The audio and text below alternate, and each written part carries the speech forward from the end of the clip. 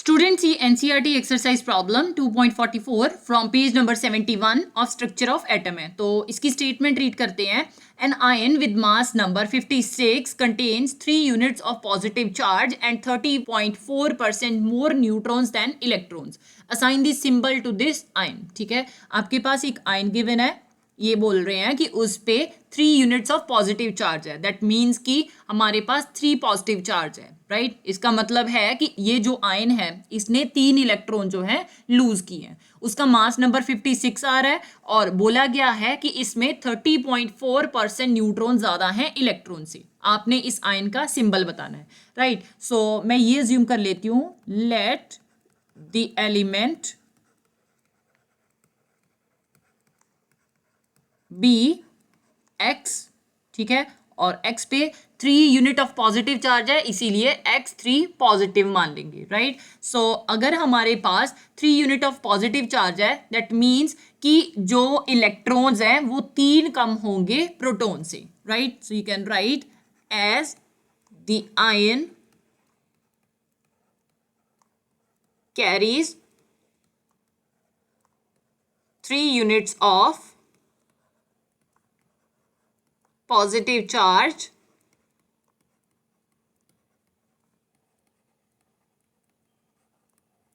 so the number of electrons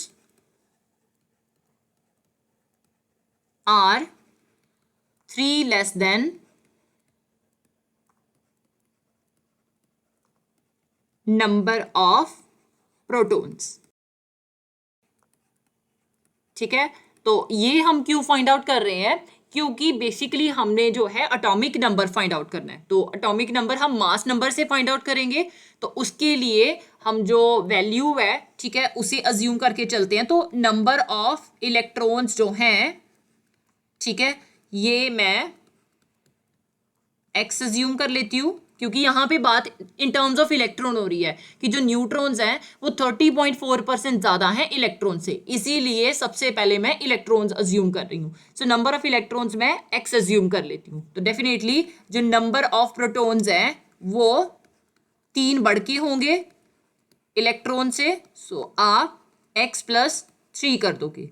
अब जो neutrons हैं ये बोल रहे हैं कि न्यूट्रॉन्स हमारे पास 30.4% ज्यादा हैं इलेक्ट्रॉन से. नंबर ऑफ न्यूट्रॉन्स क्या आ जाएंगे, that will be number of electrons plus 30.4% more of electrons. So 30.4% जितने हमारे पास इलेक्ट्रॉन प्रेजेंट है, right. So x plus percentage का साइन हटा दोगे आप, 30.4 डिवाइडेड बाय 100 आ जाएगा और इनटू x कर दोगे. अब हम इसे सॉल्व करते हैं तो यहाँ पे कुछ नहीं है डिनोमिनेटर में, तो मैं 1 अज्यूम कर लेती हूँ. तो 100 इंटू 1 100 आ जाएगा, 100 डिवाइडेड बाय 1 100 हो गया, 100 इंटू x 100 x बन गया, 100 डिवाइडेड बाय 100 1 आ गया, 1 into 30.4 definitely it is 30.4 x बन गया. सो 100x plus 30.4x that is 130.4x divided by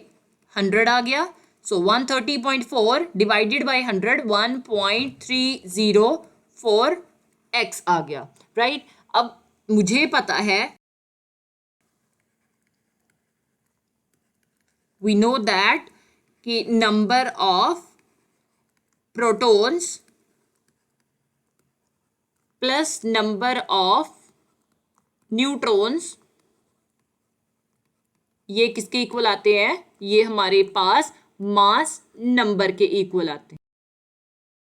number of protons हमारे पास कितने हैं, x+3, राइट. और नंबर ऑफ न्यूट्रॉन्स हमने ऊपर ही फाइंड आउट किए हैं, 1.304x गिवन है. मास नंबर कितना है ये क्वेश्चन में ही प्रेजेंट है, 56 है. सो जो x वाली टर्म्स हैं उन्हें आप इकट्ठा कर लोगे. सो x प्लस 1.304x प्लस 3 आ जाएगा इक्वल टू 56. अब यहाँ पे x के साथ कुछ नहीं प्रेजेंट है तो डेफिनेटली हम 1 अज्यूम कर लेंगे. सो 1 प्लस 1.304 ये हमारे पास डेफिनेटली 2.304 4 दे देगा। सो 2.304 x आ गया, ये +3 है, जब मैं इक्वल टू के दूसरी साइड लेके जाऊंगी तो ये माइनस का हो जाएगा। सो 56 माइनस 3 आ गया 2.304 x, 56 माइनस 3 53 आ गया, x equal to 53 divided by 2.304। So जब आपने 53 को 2.304 के साथ डिवाइड किया तो your approximate answer is 23, right.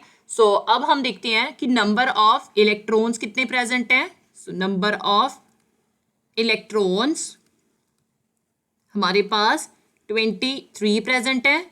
Number of protons 3 ज़्यादा होंगे नंबर ऑफ इलेक्ट्रॉन से। सो 23 प्लस 3 26 आ गए। अब हमारे पास जो एलिमेंट है, ठीक है, एलिमेंट हमने क्या अज्यूम की थी, ये एलिमेंट जो है अगर इसका आप फॉर्मूला बनाना चाहो तो जो सबस्क्रिप्ट है उसमें एटॉमिक नंबर आता है, राइट, और जो सुपरस्क्रिप्ट है उस पर मास नंबर आता है, राइट।